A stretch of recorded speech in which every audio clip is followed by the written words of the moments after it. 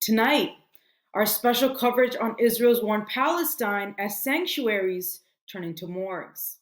Assalamu alaikum and good evening. This is Muslim News Canada on Muslim Network TV. I'm Aisha Ashraf. Today is the 38th day since Israel started its relentless bombing on Palestine. The situation in Gaza has grown increasingly dire. 179 individuals, including infants and patients from the intensive care unit, have been buried in a mass grave at Gaza's Al-Shifa hospital complex. Israeli army tanks have been positioned near the hospital, where civilians find themselves trapped in extremely challenging conditions. The Gaza Health Ministry reports 40 other casualties at Al-Shifa hospital. The ministry says that Israeli forces are hindering movement within the compound, preventing the burial of numerous bodies. Israeli military officials say that Al-Shifa hospital is being used for military purposes. A senior Hamas official has denied using the medical complex as a command post. He is challenging Israel to provide evidence. Media outlets are reporting that Israeli tanks have also surrounded more than 100 patients and medical staff at Al-Ahlu International Hospital in Gaza City. Human Rights Watch is calling for an investigation into Israel's attacks on Gaza's hospitals as potential war crimes. The United Nations is warning of a serious health crisis in Gaza due to the shutdown of waste removal services. Sewage pumping stations and the Rafah wastewater treatment plant have stopped working due to the lack of fuel. Continuous attacks on the Palestine Red Crescent Society in Tulkarem are reported, with at least 7 civilians killed by Israeli forces. Israel's military claims the destruction of an explosive laboratory in Tulkarem, arresting a senior member of an armed Palestinian group. Reports suggest Israel's military is using Pegasus spyware to track individuals abducted by Hamas. The spyware has been blacklisted by the US. The spyware is a product of Israeli intelligence firm NSO Group.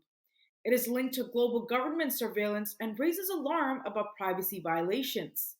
Hamas spokesperson has rejected Israeli Finance Minister Bezalel Smotrich's suggestion of voluntary migration for Palestinians. He says they will remain in their homeland. He's accusing Netanyahu of prioritizing personal interests over Israeli captives' lives. He says the conflict is entering a more intense phase. Israel claims its forces have taken control of several Hamas administrative facilities. These include the parliament, government buildings, police headquarters, Gaza's governor's residence, and an engineering school. It has also confirmed the death of 2 more soldiers, bringing its death toll to 46. At the time of writing, at least 11,240 Palestinians have been killed by Israeli forces. The figure includes 4,630 children and 3,130 women. More than 1,200 casualties have occurred in Israel since October 7th. Gaza's Al-Shifa hospital is facing a worsening humanitarian crisis. Thousands remain trapped in the hospital, which has been under siege and bombardment for 3 consecutive days. According to Palestinian Health Minister, 100 dead bodies are lying in the hospital courtyards awaiting proper burials. As mortuary cabinets reach full capacity and proper burials become unavailable, stray dogs are feeding on some bodies. Patients, including children, are dying without receiving essential treatments due to a lack of electricity and medical supplies. So far, 40 patients, including 2 newborns, have died at Al-Shifa Medical Complex. The situation is grim for oncology patients, pregnant women, and those with high-risk pregnancies as medical services become scarce. Medical staff inside the complex is hindered by Israeli drone attacks, making it challenging to move between departments. Basic necessities such as food and water supplies have been cut off from the hospital. Palestinian Health Minister says there is an urgent need for support, including electricity, medical supplies, medicine, and fuel. He says patients should be safely evacuated to Egypt for treatment. And in related news, the Palestinian Health Minister says Israeli forces are expelling patients from hospitals in Gaza and throwing them onto the streets without medical supplies. He says patients, including children and adults with kidney failure, are dying without receiving treatments. He says Al Rantisi Hospital and the Turkish hospital have abandoned 3,000 cancer patients facing death after Israeli forces forcibly evicted them.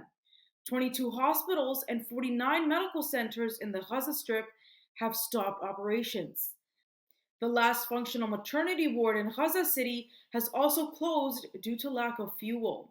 Israeli forces have bombed the hospital's maternity ward of Al Shifa compound. Ventilators and incubators for babies are failing due to the lack of electricity. The World Health Organization has raised serious concerns about the safety of medical staff and patients at Al Shifa Hospital.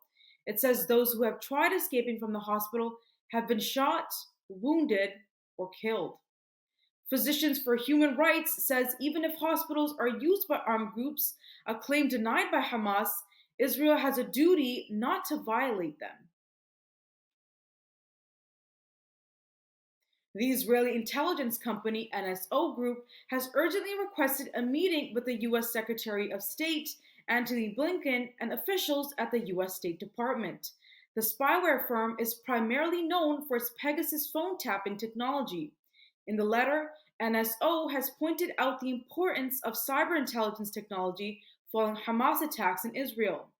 NSO Group has faced significant scrutiny in recent years due to the spyware's role in human rights abuses. The company has been blacklisted by the U.S. Department of Commerce in 2021. It is now making efforts to rebuild its image and reverse the blacklisting. It has spent $1.5 million in lobbying expenses. Documents reveal that these efforts have focused on pro-Israel Republicans and several influential lawmakers. NSO was positioning itself as a volunteer assisting in Israeli defense efforts during its war in Palestine. NSO's ties to the Israeli government have raised questions about its impact on U.S. security and foreign lobbying laws. The Department of Justice has not yet provided updates or penalties in response to these concerns. As of now, NSO's future relationship with the U.S. government remains uncertain. Canadians escaping the Gaza Strip have been forced to leave loved ones behind due to Canada's narrow definition of family. The news comes as Global Affairs Canada has confirmed that 234 people with Canadian ties have traveled from Gaza into Egypt on Sunday. A Canadian citizen who survived a month of constant bombardment has now sought refuge in Egypt with his wife and children. However, he is agonizing over having to leave his father behind. His family fled to shelter near the Rafah border crossing while he remained with his father on the family farm near the Israeli border. Their farm was destroyed, and they ran out of food as Israeli warplanes flew overhead. While Canada worked on his evacuation, the U.S. expedited the process for him and his family because his twin sons are American citizens. He left his 78-year-old father behind when his family's evacuation had been confirmed. Canada's definition of immediate family differs from that of the US. As per Canadian law, a family includes only spouses, common law partners, dependent children, and grandchildren. It excludes parents, in-laws, and siblings. Rights groups are calling for a broader definition to keep families together during evacuations. In Indonesia, a boycott movement is gaining momentum against fast food chains McDonald's and Starbucks for supporting Israel. The boycott began in mid-October after McDonald's Israel announced that it had donated free meals to the Israeli military in their fight against Hamas. This announcement led to several Indonesian organizations, including the Boycott, Divestment, and Sanctions Movement and the Islamic Defenders Front, to call for a boycott of pro-Israel businesses, including McDonald's, Starbucks, and Burger King. Indonesia, the world's most populous Muslim nation, has a long history of supporting the Palestinian cause. The country does not have an Israeli embassy. Tens of thousands of Indonesians gathered this past Sunday to express solidarity with Palestinians and call for a ceasefire in Gaza. Some McDonald's and Starbucks branches had been temporarily closed due to security concerns. McDonald's Corporation and McDonald's Indonesia have issued statements denying direct support in the Middle East conflict. They say they're committed to humanitarian values and relief efforts in Gaza. However, for many Indonesians, supporting brands associated with Israel remains a contentious issue as they prioritize solidarity with Palestine. Thank you for watching. Our news is produced by Muslim Network TV, which is a not for profit organization.